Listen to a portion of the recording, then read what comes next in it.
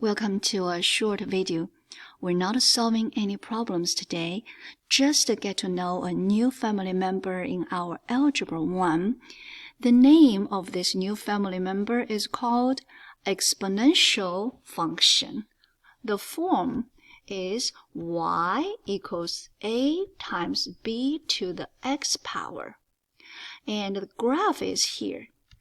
The graph, this is exponential decay, and this one, green one, is exponential growth. All right, let's look at what is x. Of course, x is input, and y is output. X is also exponent. X is also independent variable. Y is dependent variable. Let's look at a b. b is base. b is real number, but b cannot be 1. Why? Think about it. If we have 1 to the second power, 1. 1 to the 20th power, 1. 1 to the 200th power, 1. How about 1 to the negative 2 power? You learned from the previous video, and that is what happened. It's still 1. So if we say b is 1, then we're just talking about and dealing with a number 1. So we say b, you cannot be 1. b says, well, I cannot be 1. What can I be? We say b, you can be real number. You can be greater than 1. If b is greater than 1, it gives us exponential growth. So something gonna grow exponentially, okay? If b is greater than 0 and less than 1, it gives us exponential decay. So you see this one? That's exponential decay.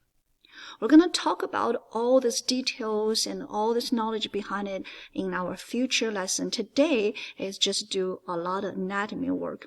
Who are you? Where do you stand? And what can you do? All right, so that's B. Now we're going to talk about A. Earlier we say both A and B, they're real numbers. A also has its name. A's name is called constant. A is also called initial value. Initial value. Okay? All right. A cannot be 0. Why? Think about it. If we have a beautiful exponential function look like this, 2 to the x power, then I say, A, come stand here, you're 0. Now we're talking about y equals 0. And then if we graph it, our coordinate plane, we want to graph y is 0, and then we have right here the yellow one. All right, so A cannot be 0. B cannot be 1. Okay, remember earlier we started with x is input, y is output, which means if we look at x, we'll get a domain, and if we look at y, we're going to get range. Okay, so let's talk about a domain and range. I'm going to erase this part so we get some space. We talk about a domain and range. Domain is simple. Let's write down. Domain gonna be all real numbers. Range gonna have 2 scenarios. To look at a range, we need to look at A first. If A is greater than 0, then all the range gonna be positive real numbers.